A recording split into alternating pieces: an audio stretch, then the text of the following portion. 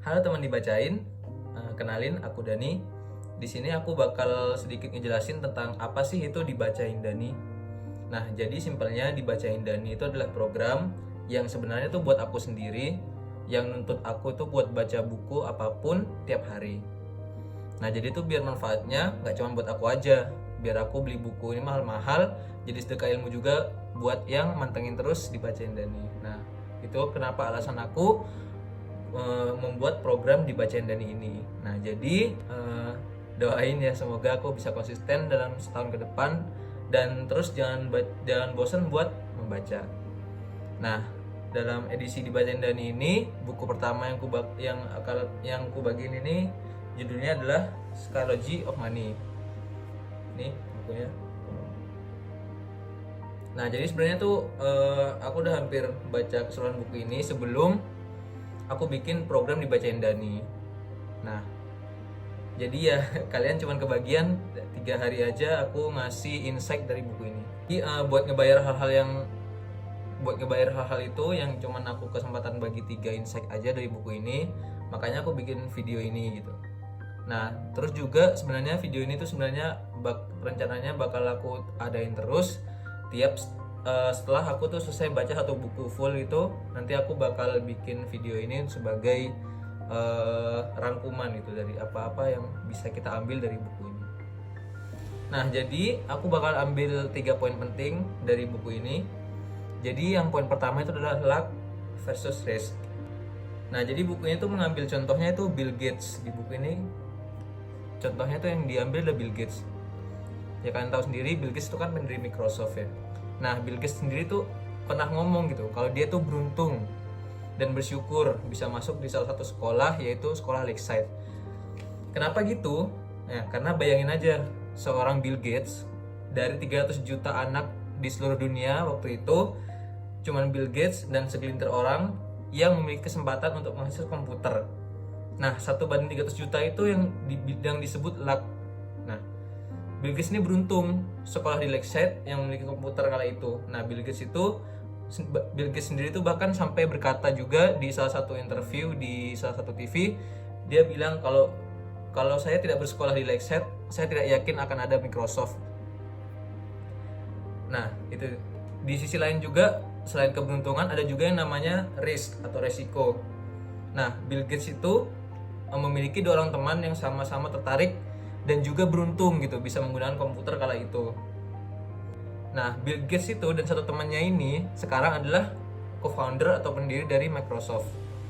Nah, lalu kemana temannya satunya? Nah, ironisnya rekan seperjuangannya ini yang Bill Gates bahkan akui itu jauh lebih pintar dari dirinya meninggal dunia karena kecelakaan ketika dia mendaki gunung. Nah, disitulah sisi risiko itu ada gitu. Jadi di poin pertama ini si penulis ini pengen mencoba menyadarkan kita kalau kita tuh harus bisa lebih netral dalam emosi gitu ketika kita melihat ada orang yang lebih sukses ya daripada kita, karena pasti mereka juga dibantu dengan unsur luck tadi atau keberuntungan gitu. Kita intinya nggak bisa gitu asal ada satu orang yang sukses gitu kita mengikuti 100% cara dia gitu, itu nggak bisa gitu. Nah, terus yang kedua juga ada yang namanya pesimisme. Nah, kita tuh butuh pesimisme untuk ngelihat resiko dari apa yang akan kita perbuat gitu. Kayak yang pernah aku kutip juga di dibacain Dani yang ini.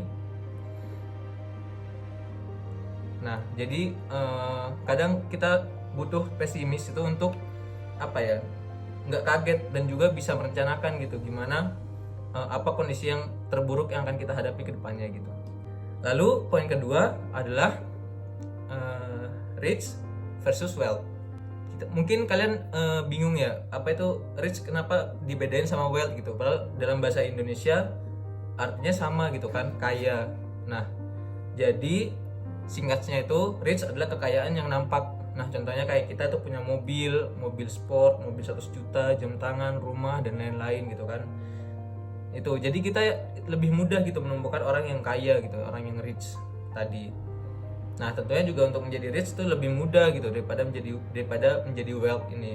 Karena ya semua mobil dan barang-barang yang nampak itu juga belum tentu kan dari apa ya, bisa juga itu didapatkan dari mencicil, terus pinjaman dan lain-lain gitu.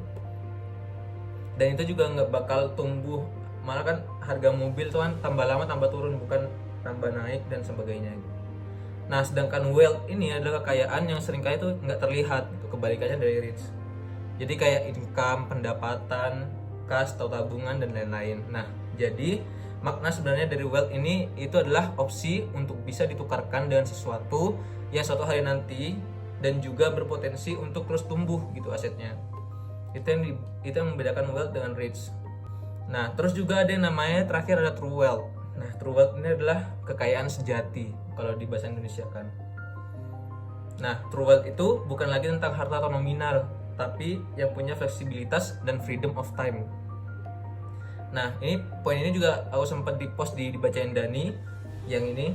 Nah kalau kesuksesan sejati itu adalah orang yang bisa bangun pagi dan bilang, aku bisa melakukan apapun yang aku mau hari ini. Nah terus yang poin ketiga dan terakhir adalah pentingnya menabung.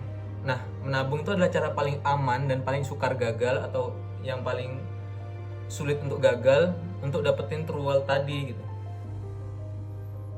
Jika kita ada, intinya gampangnya kalau kita udah punya tabungan, kita tuh bisa tidur malam dengan nyenyak gitu, nggak perlu mikirin lagi besok gimana gitu. Nah jadi jangan ngeremehin gitu uang yang kita tabung hari ini berapapun jumlahnya. Ya kalau ibarat peribahasa kan dikit-dikit lama-lama menjadi bukit kan. Nah jadi yang ditekankan itu adalah konsistensinya gitu. Dunia kan itu bakal terus berputar kan. Ada di mana-mana masanya perkembangan di dunia tuh berkembang pesat. Nah, ada juga di mana kadang tuh kita krisis ekonomi gitu. Kayak di Indonesia tuh kan tahun 98 dan lain-lain gitu. Nah, kebanyakan perusahaan itu akan gulung tikar semasa krisis ekonomi gitu kan. Kebanyakan tuh dikarenakan juga minimnya kas atau tabungan yang udah kita siapkan, atau dana darurat yang kita siapkan untuk keadaan terburuk itu. Tabungan ini juga yang nantinya bisa menyelamatkan kita gitu di waktu kejadian terburuk yang tidak bisa kita cegah atau prediksi. Tuh. Nah, teman-teman, teman dibacain.